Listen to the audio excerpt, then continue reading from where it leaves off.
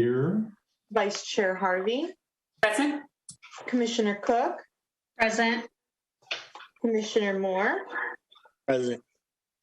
Commissioner Paris, absent, and Commissioner Tufts, absent. We do have a quorum. All right.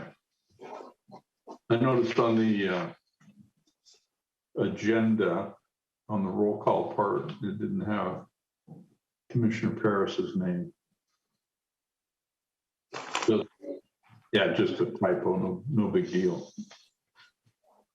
All right, thank you. So we have a quorum public business from the floor. Since this meeting is being conducted as in accordance with Government Code Section 54953, subsection E.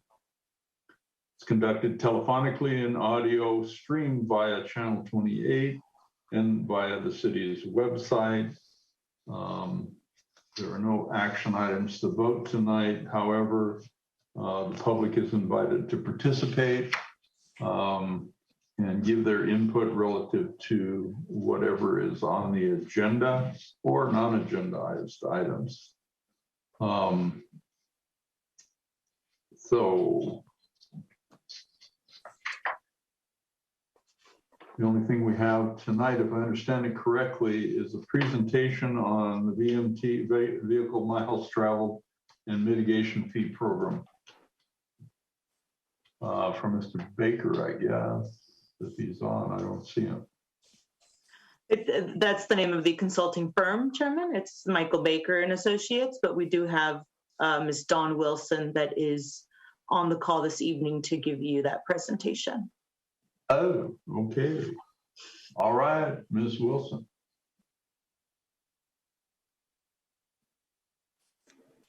Great, thank you. Larissa, will you be sharing the presentation or would you like me to share my screen? You can go ahead and share it, Dawn. Okay, I will do that right now.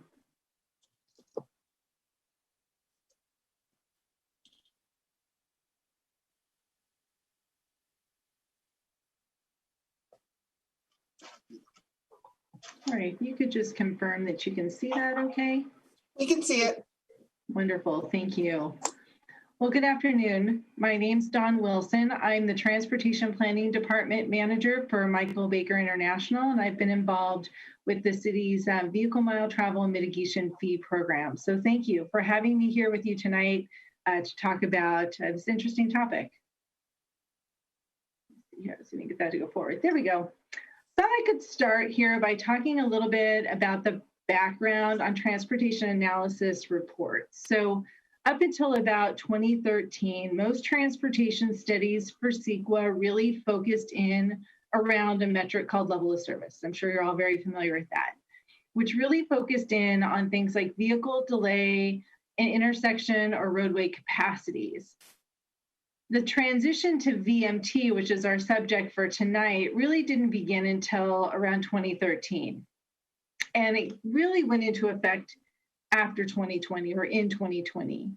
And now really almost 2 years later, most agencies are still working through some of the details of that transition.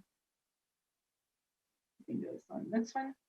So why was there a change? So Governor Brown signed into law Senate Bill 743, which we all now know as SB 743. And that was very clear that level of service or LOS could no longer be used to determine impacts under CEQA. And while that law is not specific on what metrics should be used, it was focused on the idea that transportation impacts should focus on environmental factors, things like greenhouse gas emissions that should be reduced. So from about 2013 until 2020, we were in a bit of what we would call a gray area. A number of documents were published by the Governor's Office of Planning and Research, or OPR, to determine really what the most appropriate methodology was. And in December 2018, the final technical advisory was published that essentially memorialized VMT as the selected metric for transportation analysis under CEQA. Now, that doesn't preclude us from doing level of service analysis to look at operations, but we just can't use it for the purpose of CEQA. So now California Resources Board has updated the guidelines and CEQA checklists, and all agencies were required to transition to VMT by July 1 of 2020. And City of Lancaster Planning Commission, you adopted your guidelines in June of 2020. So this idea of doing transportation studies using VMT was new in the transportation planning field, but not really new to CEQA. And these new methodologies, they do come along with some growing pains. And there's several things that we've come across in preparing and reviewing VMT studies that I think that the City of Lancaster has also come across. And that first one is that not all projects really fall neatly into some of the metrics that have been established. So evaluating things like one-off projects can be really challenging. Let's just say like a farm or a winery or a cidery. They don't fit neatly into residential or employment, which we're going to get into in just a few minutes. And projects in rural or more suburban communities find it really hard, sometimes close to impossible, to really mitigate all of their impacts. And that really ties into the lack of infrastructure that the urban areas have. Things like a fully connected transit system or great opportunities to walk or bike places. And so it's creating challenges when it comes to mitigation. Geography, terrain, density, those can all really be factors as well when we're considering what type of VMT mitigation measures are appropriate. And while Lancaster has established your guidelines, not all agencies have done that. And some are still working off those OPR guidelines. So it's created some different inconsistencies when we look across jurisdictional borders on how are we going to do our analysis. And finally, I'll say that every project that I've come across doing VMT has been unique. And we probably spend as much time trying to figure out what the best source of data is, what the best metrics are, what's our best approach as we do actually preparing the analysis. So it's a lot more complicated at the front, really understanding what the challenges are in VMT. So as we've been preparing and reviewing more studies, and we have a broader understanding of what to look for in a VMT study or what we need to include, I'm going to share with you some things that I think have been really helpful in our understanding of this process, as well as how we mitigate and how that affects studies here in the city. So we're going to start really basic with this basic premise of what is VMT. VMT in its most simplistic form is a measure of how far a car goes on a given day. And I'll say that even though it might say people, it's really the vehicles that we're measuring. So when I drive alone to work in the morning, I go about 15 miles. And so I have now created 15 VMT. Excuse me, I think I just hit the line. Yep, there we go. So I drive more than just to work every day. In fact, when I get up in the morning, I drive my kids to school. I then like to go to a specific place to get coffee, and then I go to work. On my way home, I might need to pick up something on my way there. I need to pick the kids up from daycare, and then I head back to my house. And when I add up all of those trips that I've traveled, I've accumulated 55 VMT for that day. And that's just one day. If I were to monitor that then for a longer period of time, let's say 6 months to a year, I could determine what my average daily VMT is. And essentially, that's what SCAG does when they develop their regional travel demand forecasting model. They collect data from people all over the region on what their trip patterns look like, how far they travel, and that starts to develop some averages that they can then use to develop trip patterns and, of course, use that to do travel demand forecasting for the region. And they collect that data from all over the SCAG region, everywhere from LA down to Riverside, San Bernardino, Imperial County. Excuse me. So some typical metrics that are used in VMT analysis The first is just the accumulation of total VMT, and that is usually used when we're looking at a very high scale, whether we're looking citywide or we're looking at a community or a specific planning area. When we're dialing down to the project level, we're typically looking at things like VMT per capita for residential projects and VMT per employee for employment projects. There's also a VMT per service population, which is the combination of VMT divided by the residential and employment within a geographic area. When we determine for CEQA whether or not a project has an impact or an impact, we look at a threshold of 15% below adopt a regional average. And for the city of Lancaster, that's Antelope Valley. And 15% is significant because it's considered to be consistent with the modeled reduction in greenhouse gas needed to meet statewide goals. And so that wasn't just arbitrary, it's really part of the overall objective of reducing greenhouse gas at a statewide level. So Dawn, Yes. the threshold, the trigger is 15% below the region that is identified by the project applicant, or how is the region identified, I guess, to get Absolutely. to the 15% threshold? Yeah, so that's a great question. Thank you. So when we look at that 15% threshold, it's up to the lead agency or the regional agency to make a determination of what geographic area is most suited to your agency. In this case, the guidelines that have been developed by the city of Lancaster use the Antelope Valley regional area as our threshold. So it looks at all of the agencies within the Antelope Valley, and I'll go through those numbers in just a moment so you'll be able to see what that looks like and how Lancaster compares.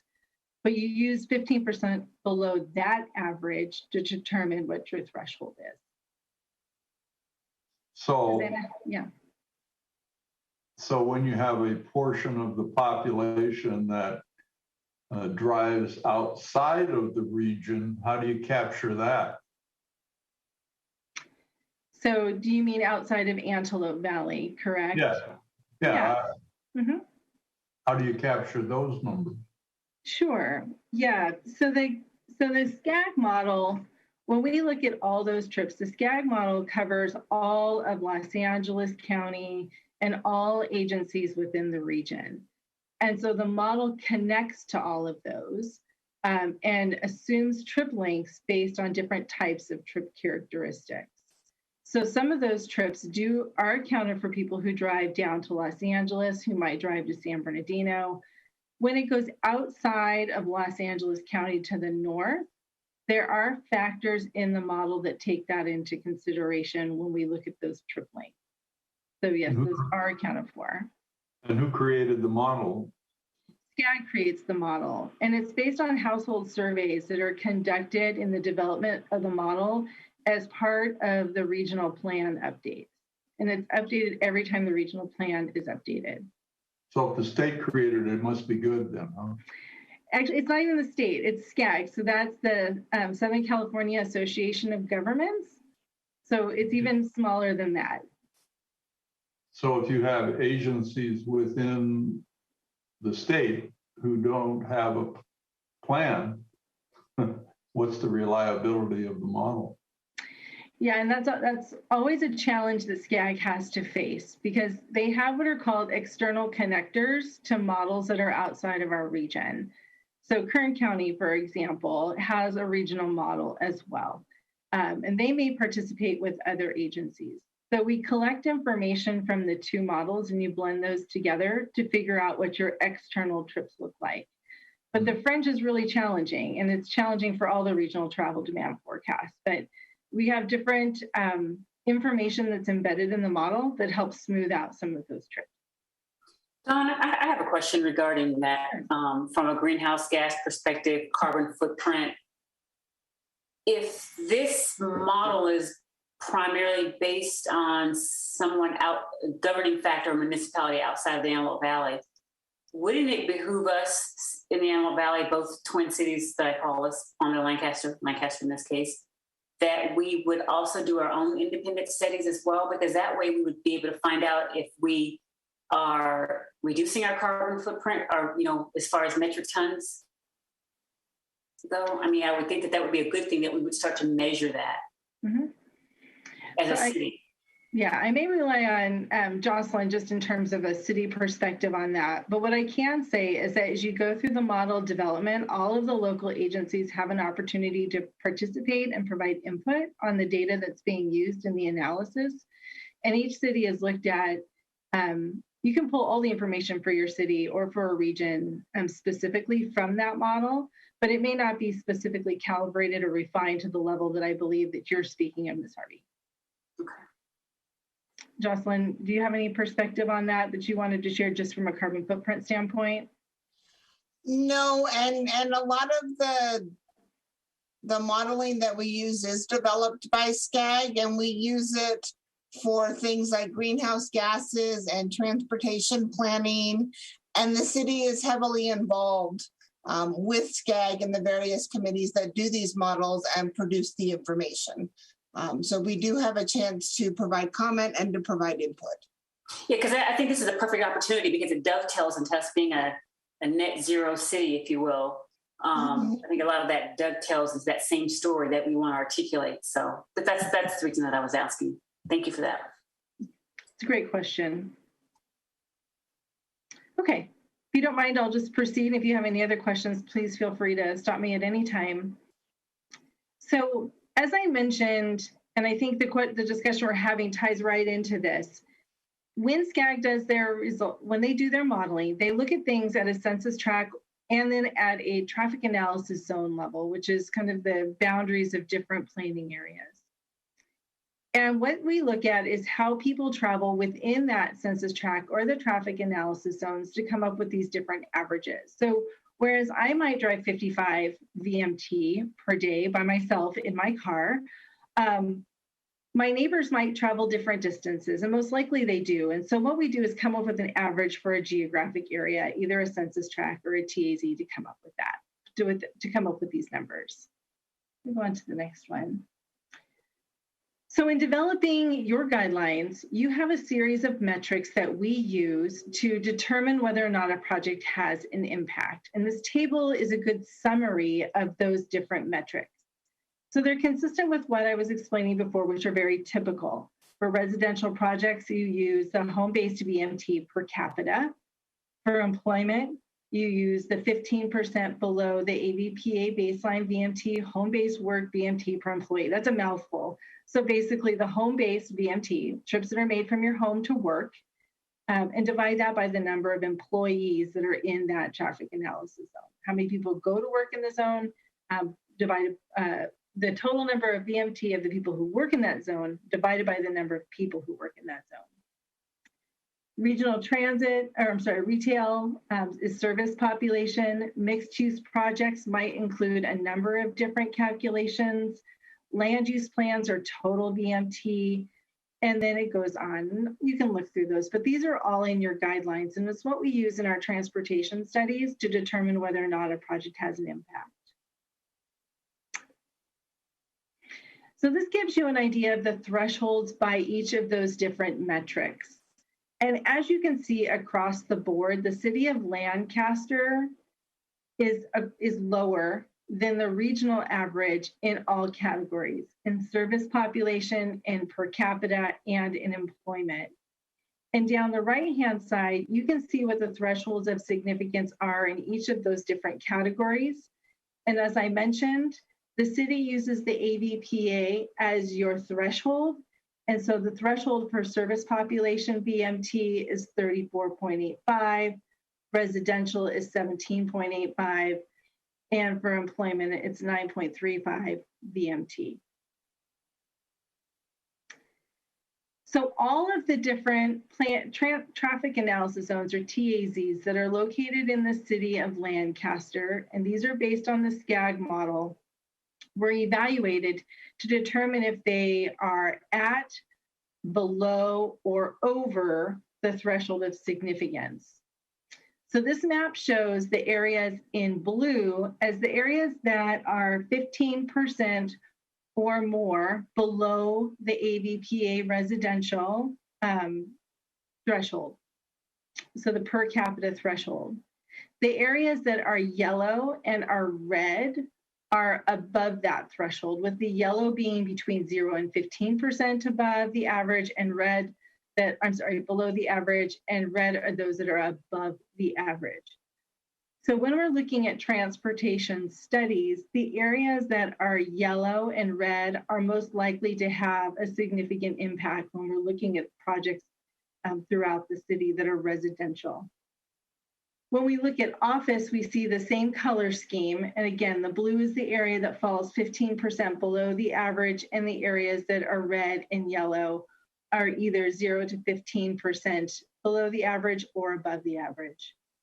You know, what would have been interesting is if we had this study around the beginning of 2021, as opposed to most of us in the US basing on anecdotal data. We could have had something with specificity for teleworking to see how that has impacted. Just a random thought I had. So, and you're absolutely correct. As we go through these, teleworking is one of the ways in which we reduce VMT at a citywide level and at a regional level, and is a TDM strategy that's been identified. And I think data points moving forward are going to look much different than what they look like right now. And so when the next regional model is put together for the next regional plan update, I'm sure some of those telecommuting patterns will start to be reflected in the planning. We need a little more time for that to stabilize in our region to see where we land. So when a project is analyzed in our city based on the information in those color coordinated maps, depending on the, for instance, a residential property, if it falls in whatever the specific geographical area, whether it triggers higher than average or below 15% or above 15, above 0, I guess, to 15%, then it triggers whether in the initial study, whether it needs to be addressed or not. Is that how it works? That's correct. At a very high level, that's correct. So the Jocelyn and the rest of the team then, when they're analyzing a project, they refer to these graphics to make that determination, right? Correct. So when we get a project in, say it's a residential tract, we look at the residential map. And if it's in a blue area, they're already below the threshold and we don't need to do a VMT study. It's when they're in the yellow or the red that we need a VMT study to see if they fall below the specific project falls below that 15%. Or if it doesn't, what mitigation measures would be needed to get it there. I can't read, you can't read it all, but for instance, the West Avenue L area, I mean, that's all undeveloped and it's likely to be well below and not trigger the VMT because there's nothing built there. Until it gets built, then it's generating vehicle miles traveled. However, there are transitory traffic that comes through there from outside of our area, but there's no way to capture that information. Nor do we want to. So is this too green at this green, too young to have been litigated so far for those folks who attempt to stop projects utilizing secret litigation? Has this been tested yet? Regionally wide? So we've had a couple of comment letters that have come in on projects that have tried challenging on VMT grounds, not that our analysis was wrong, but that we should have done other things to reduce the VMT impact. They have not been project specific in nature. They've been more programmatic in nature. But we've had projects previous to this adoption challenged or for failure to even, supposedly for failure to even address.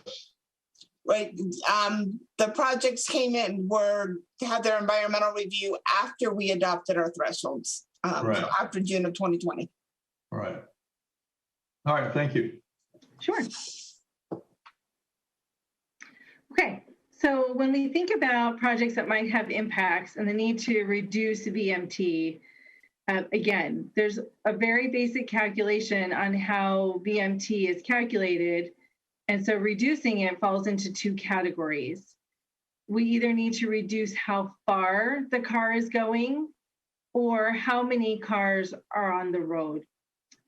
So to reduce this, I'm going to move on to the next one here. We're going to focus in first on the number of auto trips. And reducing auto trips really falls into the category of transportation demand management. It's how do we change travel behavior to reduce the number of cars on the road? So when we think about that, if you carpool, you take one vehicle trip off the road. The trip length might stay the same because you and your neighbor might ride to work together, or one of your coworker who lives nearby might ride together, but one car comes off the road, and so that's effective at reducing VMT. Another, along those same lines, let's say you decide instead of driving to the grocery store to pick up something small that you could carry back, what if you walked there instead? Or if your kids walk to school instead of driving them to school? Every one of these little pieces add up together to make reductions in VMT at a regional level. And as you pointed out, Ms. Harvey, in fact, since 2020, working remotely has probably been the most effective way of reducing these trip lengths, as well as the number of trips that are being made. And we'll see if that is sustainable over time as people begin to go back to work. But I'd like to say that that's something that more employers are looking at some flexibility with than they did before 2020, for sure. The other half of the equation is reducing the length of your auto trips. So this one's a little more complicated. Things like moving closer to work or working closer to home. So whether you change where you live or where you work, bringing those together is one strategy for reducing the trip length. And the same could go for your choices in activities and shopping centers. Another option you might think about, though, is like, instead of driving all the way to work, if you could drive to a park and ride stop and then take a transit, like a bus or a train, to get you the rest of the way. That reduces your auto-specific trip, which again is what our metric is for VMT. So just to give you some perspective on that, how could that change? When we talked about my daily commute, if I said, okay, kids, we're going to walk to school every day, or you're going to walk with your friends as they get older, that would cut out part of my trip. I would then only drive to work, and maybe I walk to the coffee shop and get a coffee instead of driving out of my way to get there. Then on my way home, I pick up the kids and we go home, and then we walk to the store. We walk to get something to eat instead of driving to get there on the way back. And so effectively, with that same series of stops that I've made, if I change my mode for a couple of those, I could really reduce my VMT by 25%, which if everyone did a little bit of that all the time, over time, that would have a significant reduction in VMT and be an effective way to reduce our overall citywide or regional VMT as a whole. And it's not something you have to do every day. But, once again, if I could just throw in another comment about that, I know that this body for 10, 12, maybe even perhaps 15 years, we have been very cognizant with the planning department about making the city of Lancaster walk friendly, paseos or building in those types of things. So this just feeds right into what this amazing city has been trying to do for the last 10, 12 years or more. So. And you're absolutely right. The biggest deterrent for people making those types of trips is the lack of infrastructure, the lack of bike lanes, the lack of sidewalk, and the lack of transit really results in people not having options, sometimes even land use patterns as well. I'm very fortunate because from where I live, I can walk down to the store, but you go a half a mile away and it's not a walkable distance. And if there's no bike lanes, then maybe you're riding your bike isn't an option. So building infrastructure that improves the walkability and bikeability of your community is a direct correlation with the objectives of reducing VMT. And we'll talk about how we measure those in just a couple minutes, but you're absolutely right. So how do we know these VMT measures or TDM measures work to reduce VMT? There has been a significant amount of research done over the last couple of decades to evaluate how different transportation demand management strategies have reduced greenhouse gas emissions in California. And those are documented and published by the California Air Pollution Control Officers Association, which is also known as CAPCOA. They published their first document in 2010 that quantified, or the first document that I'm aware of in 2010 that quantified the greenhouse gas emission strategies across multiple categories, one of which is transportation. That document is now in the process of being updated, and the final draft was released in December 2021 and is available for public review. So tonight we're going to focus in more on this version since that's most likely the data source moving forward. And quite frankly, it's a lot easier to read and understand than the previous version. And I do want to note that while CAPCOA is really the most frequently used source of data, it's not the only source of data out there. Several regions have started developing their own guidance and their own recommendations. WRCOG in Riverside and SANDAG in San Diego have both done research and created some area-specific metrics that have been used and can be relied upon should CAPCOA not cover some of the different types of measures that the city might be interested in. And I do understand that SCAG is also starting to have dialogue and do some research in a similar arena. So this slide shows the transportation categories from both the 2010 version, which is on the left in the red, and the 2021 version of the CAPCOA document. So while most of the categories are the same for transportation in these two documents, or they're very similar, what they've done in 2021 now, which is really helpful, is grouped these different types of GHG reduction measures into either project-specific improvements or plan type improvements. There are a total of 30 different yet mostly connected types of mitigation measures. Sorry about that. I'm not sure if you can see things popping up here, included in the document. So I'm going to go on to the next slide here. Can you see that okay? Okay, there we go. So with those 30 different measures fall into what are called subsectors. And there are 6 subsectors in transportation. There's land use, neighborhood design, trip reduction programs, transit, and parking. The 6th is considered the clean vehicle and fuels subsector, and it's both a project and a programmatic solution. But these technologies and this solution is really an overlap or a supportive approach to the other subsectors. So typically you wouldn't calculate the GHG benefit from those solutions alone, but they're recommended to be part of the overall solution. So when we select multiple measures within each one of these subsectors, so for example, in land use, if we selected 2 or 3 different types of measures, there's a dampening effect. We can't just add them all up together because they do have cross benefits when you have multiple types of measures. So this table that you see on the screen here provides the percent dampening that's used to determine when we have multiple TDM strategies that fall within one subsector. And I do want to point out that when we're selecting different TDM measures to reduce VMT, we only want to select measures that are plan or project. We can't cross those together and add them up. They really should stay all plan or all project. We can get more into that if you have any questions on that. So how do we know if a measure is really appropriate for a project or to be part of a citywide or program? And what is its VMT benefit?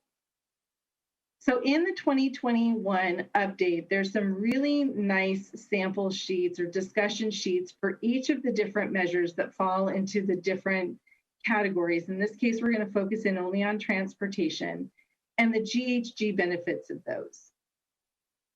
I'm going to go, I know there's a lot of information on the screen, but we're going to go over everything here in a pretty high level just to show you what's there and how that's useful in calculating the VMT and GHG for a specific mitigation measures.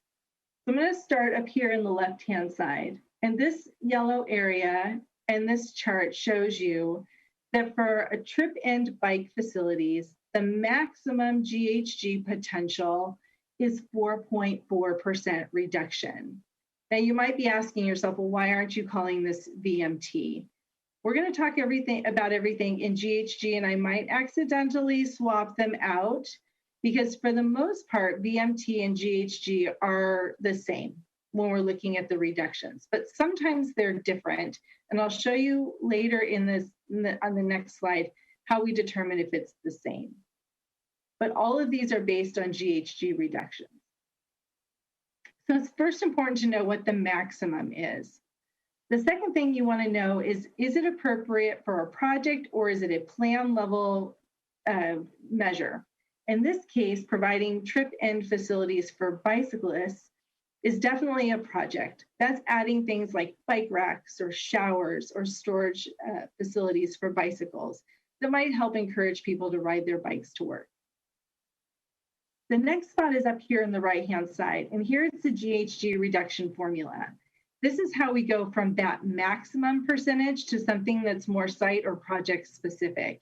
And there's a lot of different factors that go into making that calculation. And on every one of these sheets for all the different measures, there's details about how those formulas can be calculated for your project site. And in this case, you can see things like bicycle trip length, vehicle trip length, vehicle mode, and bicycle mode need to be taken into consideration. And for the most part, the average transportation planner may not have that information at their fingertips. So there's resources included in the guidelines to help with those typical calculations or those typical variables that go into the calculation based on the different regions throughout California. The next thing that they do is they show you how to do those calculations, and they give you some examples and some guidelines in case you don't know how to fill out some of the pieces of the formula. It also provides you some caps and maximums, and this is really important because some of the different types of measures that are included in the CAPCOA guidelines are mutually exclusive. For example, if you do this one, you can't also take credit for things like, the employer-based voluntary or mandatory trip reduction programs, T5 and T6, which is where people are required to travel to use these different types of trip reduction programs because of trip caps. Because they all take credit together, you would be doing what's considered double dipping since they're mutually exclusive from one another. On the other side of that, there are some that say, well, if you do this, you should also consider some other measures as well. And those are also included in the caps and the maximums. And finally, on these sheets, it shows you where the VMT reductions are. Here, of course, it shows you that VMT and GHG are exactly the same. And so you can use those interchangeably. But in some cases, it may not be the same percentage, so you need to take a close look at them. So that was an example of a project-specific measure where you could go through and calculate what's specific to your region or to your project. This is more of a plan in the community level measure. This is providing a pedestrian network improvement, specifically adding new sidewalk or repairing sidewalk conditions that are in disrepair. And this one you can see that the maximum GHG is 6.4%. That isn't necessarily what you might get from your project. You could use the calculation to figure out what your maximum is actually for your project site by using the formula and some of the variables. Here, there is a typo. If you look at this one specifically, this should be 6.4%. As I did mention, this is still draft final, so they're sorting out some of these types of things. And again, this is again for the programmatic level. There's an example of how you calculate it, and then they confirm that your VMT and your GHG are exactly the same. So there are 30 of these sheets, all included for transportation with varying levels of detail specific to how you might calculate those for the city of Lancaster or a project in the city of Lancaster. So let's talk a little bit about how a fee program blends into projects and mitigation. So some measures are appropriate for projects, and then some of those are really appropriate at the citywide and the planning level. And asking a project to do something at a citywide level is hard sometimes to quantify just because you're only putting in a fraction of what's being constructed. So we're currently working with city staff in developing that fee program, which heavily focuses in on those VMT metrics that are citywide, things like bike lanes, sidewalks, traffic calming, transit improvements, as well as some very specific TDM programmatic measures. And this is something that both existing development and future development is going to benefit from a trip option or travel option standpoint. So as new developments are preparing transportation studies right now in the city, we're finding that the projects that don't meet the city's screening criteria and fall within those yellow and those red areas that we talked about on the map that need to do mitigation find it really hard to fully mitigate their impact. And that's because due to a number of factors, the maximum achievable VMT realistically is somewhere between 12 and 15% for most projects. And in the city of Lancaster, based on the geographic area, even 12 to 15% might be really challenging to reach. And we know that projects need to reduce their VMT by more than 12 to 15% to get to below a level of significance.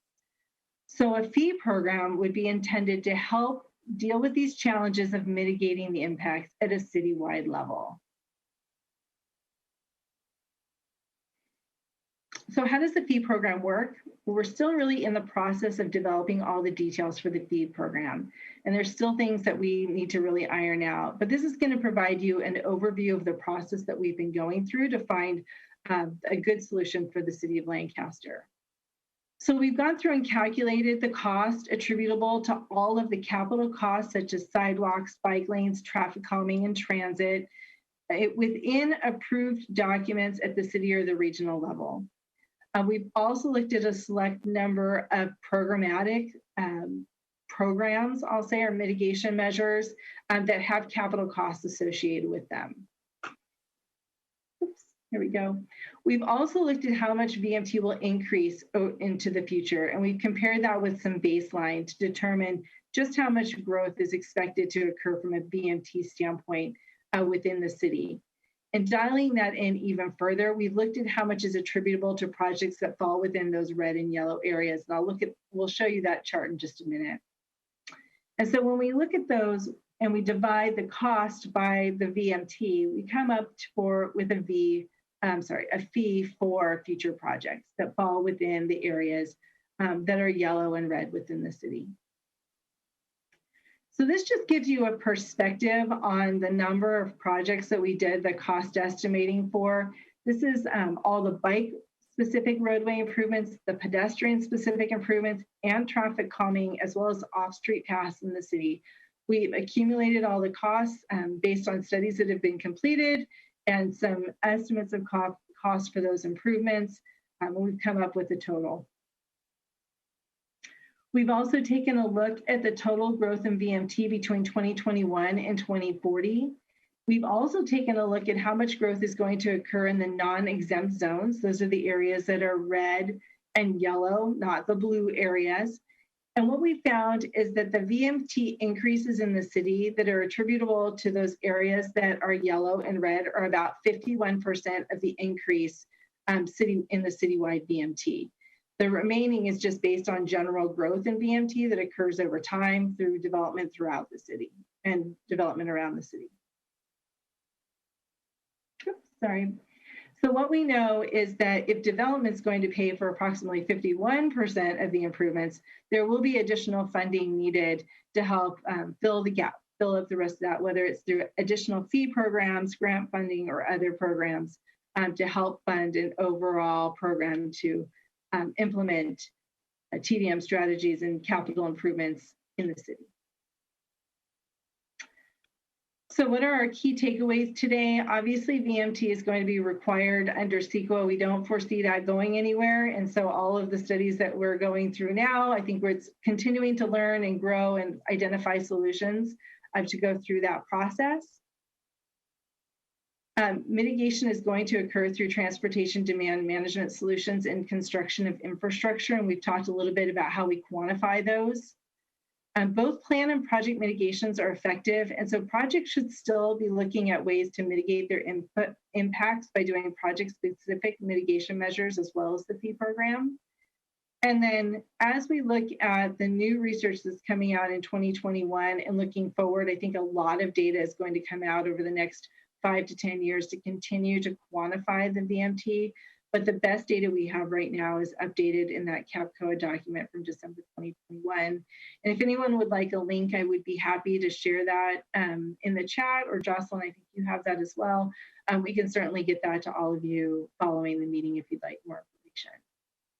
So with that, I can pause. If there's any more questions, I'm happy to answer them. So quantifying the fee program for citywide measures, you take the improvements that, 3 slides back, you value them. Yep, there you go. You come up with a value of those improvements in what, current numbers, current value? We have them, yes, we have in a current, what's the cost to construct? And most recently, we actually increased all of our costs by 30%, given the rate of inflation and the rate of construction cost inflation by itself. Material costs are going up, labor costs are going up. So we've increased all of our unit costs by 30%. We also have an escalation factor in our cost estimates to assess what the cost over time would be for constructing those improvements. So where does the state law requirement that no internal combustion engine vehicles will be sold in the state of California after 2035, and the proliferation of non-internal combustion engine vehicles being marketed and sold, how does that impact what you're proposing here? What's really interesting about VMT is it's agnostic in the sense of what type of vehicle you're driving. So electric vehicles are equivalent to a gas vehicle. I thought we were talking about greenhouse gases here and the negative impact of greenhouse gases. I agree with you. However, the way that VMT is calculated, it's on a per vehicle trip, regardless of the type of vehicle. Now that guidance might change, and you're right, when cleaner vehicles are more frequently on the roadway. As of right now, that is not a factor. And in fact, when we're looking at quantifying the greenhouse gas, providing those types of facilities, while they do get VMT reduction, it's usually aligned with other mitigation measures as well.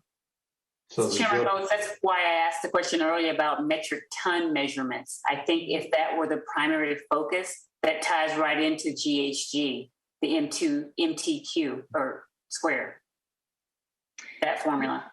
Yeah, and I think, you know, if we jumped in with an air quality expert on the call, I think they might say that when we look at air quality calculations, transportation is another metric within that calculation. And that might be why we don't look at the vehicle type, but I would have to defer someone in the air quality field to get you a really good answer on that one.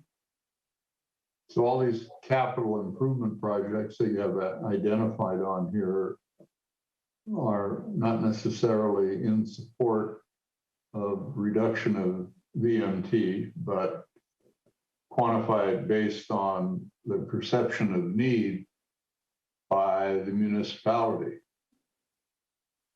That's just an observation. Right. So to the point we made before, one of the challenges of changing travel behavior is having the appropriate infrastructure to support that. And so the map that you see here is all infrastructure based. It's all sidewalks, bike lanes, and connections that would help provide travel options for people. And so based on research, we know that when those types of facilities are provided, people change their travel behavior because they have options. At varying levels, it's not the same for every agency, which is why you can dig into the benefits and some of the research that's been done to try to get something that's aligned with what the benefits might be for Lancaster. So But yes, this is physical infrastructure. our historical methodology up to this time, at any rate, of requiring certain capital and offsite capital improvements based on the analysis of, in effect, reducing vehicle miles traveled and improving the flow of traffic so you don't end up with what used to be called hotspots, right? I'm dating myself. We won't use that methodology anymore. We're just going to charge fees. Is that where this is leading? So I can respond to that, Jocelyn, unless you'd like to respond. You can go ahead and I'll fill in. Okay, so the fee program is an effective way to build infrastructure at a citywide level. As opposed to putting in piecemeal pieces along project frontages, it'll allow you to connect larger distances at one time, which better connects people with the same intent of providing infrastructure.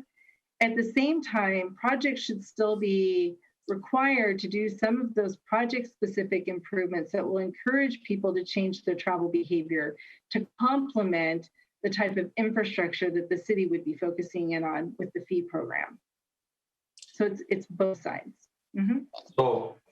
So the conditions of approval on previous major projects, which included, for the most part, offsite capital improvements, roundabout street section improvements for many miles in some cases, can still be implemented, or do we then have to reanalyze the projects? Those would remain. Those wouldn't change, Chairman Vos. Those are approved entitled developments. This is for new development that would trigger the need for additional VMT analysis. So if their map needs to be renewed, then we would have to address under the current requirements, wouldn't we? If it's a new map, not extensions. Correct. So once a CEQA document is certified or adopted, it is certified and adopted and it doesn't get reopened. If it expires and they choose to resubmit and go through the process, they have to meet the standards in place at the time that their project is receiving its approval. In cases with current projects going forward, a project is required to put in those improvements that are immediately adjacent to their frontage, and that's not going to change. This is to mitigate their VMTs. It gives them an option of crap.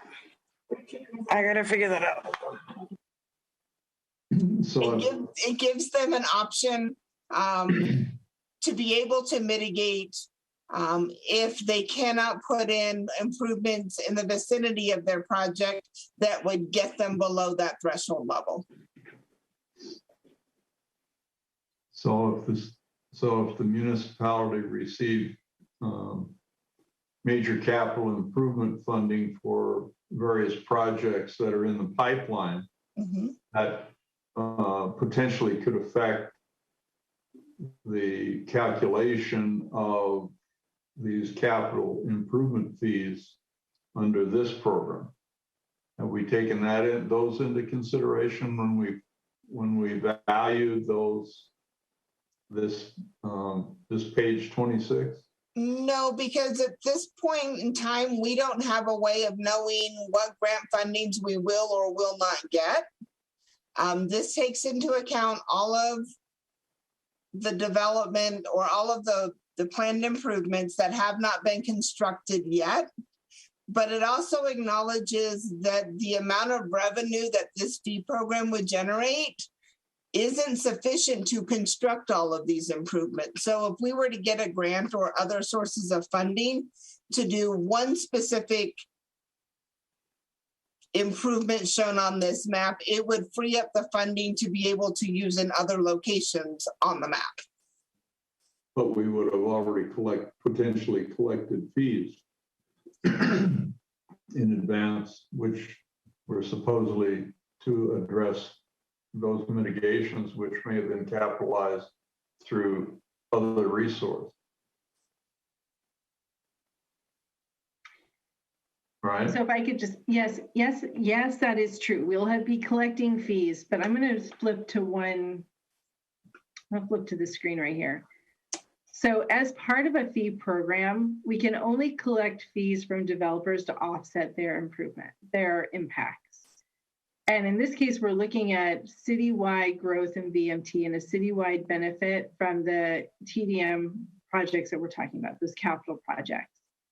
And so we know development's only going to be able to fund 51% of the total cost of all the things that we've estimated before. So should a grant, and we're targeting that grant funding would be one of the other sources to help close that gap, that remaining 49% that'll be required to fund the overall TDM strategy that we have here, the combination of bike lanes and sidewalks and traffic calming.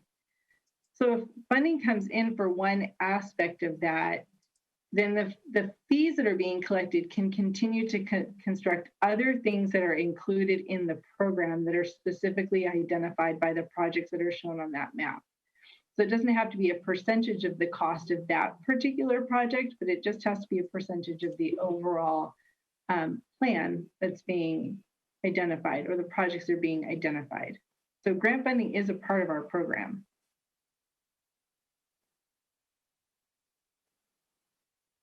So what you're saying, if I understand you correctly, the offsite capital improvements that are not captured within the site, if you will, and if the site fronts major arterials that are identified for capital improvement under the fee structure, those capital improvements in effect would become a credit against these proposed fees, right? So for instance, if you have a project that's, let's just say 35th Street East and Avenue J, which is a recent map we approved, East Avenue J frontage would have to be improved. Capital improvements, street improvements, curb gutter, sidewalk, basin paving, all the rest of it, raised landscape medians, yada, yada, yada. Mm-hmm. If the map identified that frontage as a portion of future fees for offsite capital improvements, notwithstanding that residential tract being developed, then would that developer in that particular case get a credit for those offsite improvements? Not that I'm aware of. The improvements that are immediately adjacent to their development are a condition of approval, and that would not change. The fee that's being proposed is to mitigate their environmental impacts associated with their project. It's not part of the standard. It's double dipping though, Jocelyn. So construction of street improvements are not one of the things that are included You know, you're not Sure. building curb and gutter and the median on a roadway as part of this program. Well, you're building bike lanes, which are also part of the mitigations on those street frontages, on those major arterials, right? You would be building bike lanes, but every project we've ever had, you're required to put in the improvements immediately adjacent to your site. But the point is that capital improvement map, if you will, whatever that $500 million worth of improvements or 2 trillion or whatever in the heck it is, it captures it twice potentially. Well, I mean, and they would depend on the project, because some projects would be putting it in and they're not subject to the VMT fee because they don't have a VMT impact. I guess I'm not making myself clear. So will it be required then that we do either a revision to the general plan CEQA to address the VMT under this program, or will you then engage a new area-wide? So we are preparing an EIR for this specific program that will allow developers to tier off of that EIR so that they don't have to do an EIR to mitigate their VMT impacts. Okay. So when this actually comes forward as a project, it will include, you will get copies of the draft EIR and, you know, the proposed program with all the supporting documentation from the Nexus study. This was just to give you more of a heads up that this is what we're working on. So ultimately, it's check the box for the developer and pay the fee as opposed to going through further mitigations analysis. Huh? Correct. And this is something that we actually have been working with the development community on. We've held some stakeholder working groups, and one of those working groups was specific members of the development community. And we've also had a stakeholder working group with transportation organizations.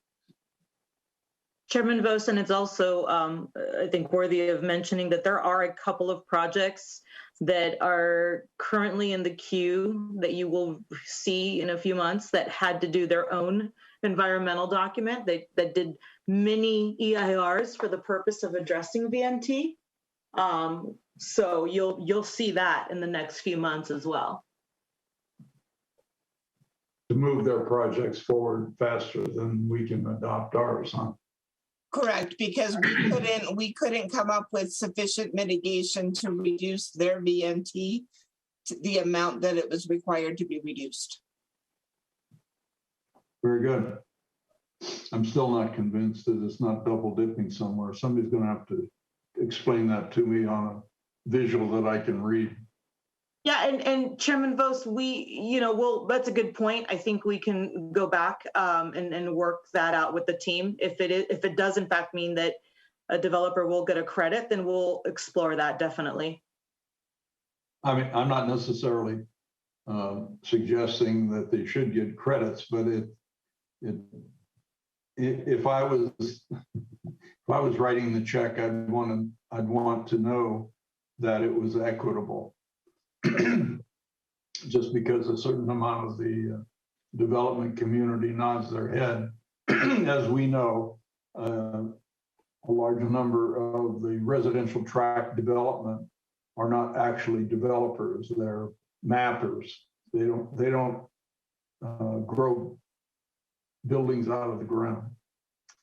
So our stakeholder group was quite extensive, and at this point in time, I have not received negative feedback from developers or entities that entitle maps and sell them. Yeah, nothing wrong with it. I mean, that's a level of development, pre-development that's important to our community and has been for years, and continues to be. Very good. So Are there any other questions that we can answer for the commission? Pretty well wrung this out, I think.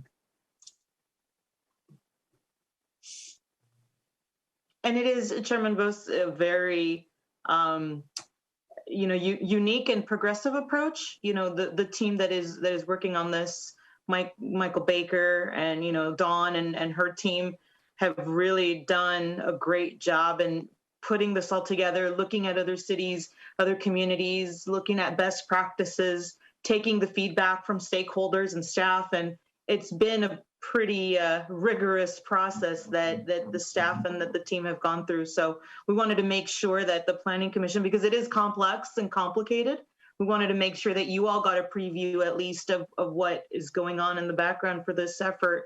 So we're personally really excited to be moving this because it is unique and different, and we're trying to find a solution to this. And as Jocelyn said, we've had nothing but positive feedback from the community and the stakeholders involved. I think it's just another tool in our toolbox to help move development along. So the expectation is ultimately once it's adopted and the environmental document is updated and adopts this, a recommendation to the commission and ultimately to the city council to adopt, then the formalization, our planning staff will have the skill and ability then to follow the guideline and formulatize the mitigations per project, right? In-house. So that would actually be done, you would still need a VMT study to determine what your project-specific VMT is and how much you need to reduce it by. But once you have that study, it would be a simple math equation. What we used to call a traffic study, huh? Well, we now do two of them. We now do a VMT study, and in some instances, they do a local transportation assessment to make sure that everything is still functioning the way it's supposed to function. But not LOS, right? Well, they can use LOS in the transportation study. I can't use LOS in the CEQA document for significance. Okay, thank you. All right. Anything further from anyone? Nope. Okay, well, thanks very much, Ms. Wilson. Appreciate your presentation and putting up with us tonight. Thank you.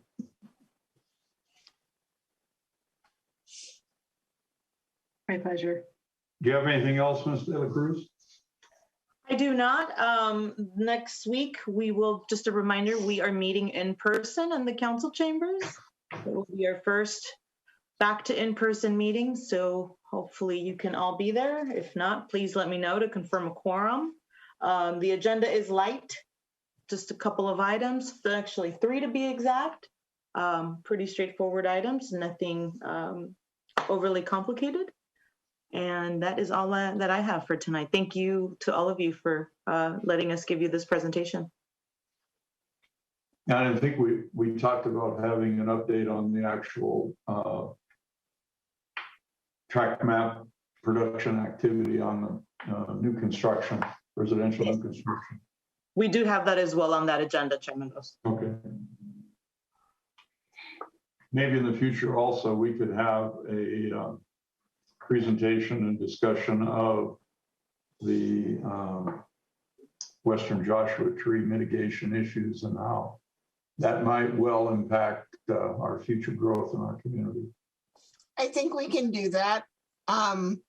Just as a quick update, the status report is due to the California Fish and Game Commission on April 9th.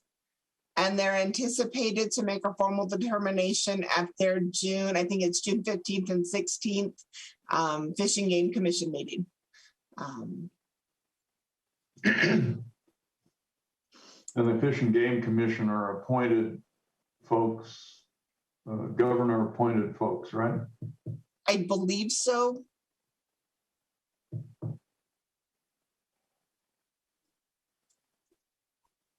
All right, thank you. All right, anything else, Mr. Moore? I see. Did you have something you wanted to add? Oh, no, I'm good. I'm good. All right, thank you. Ms. Cook, Ms. Harvey. All right, then.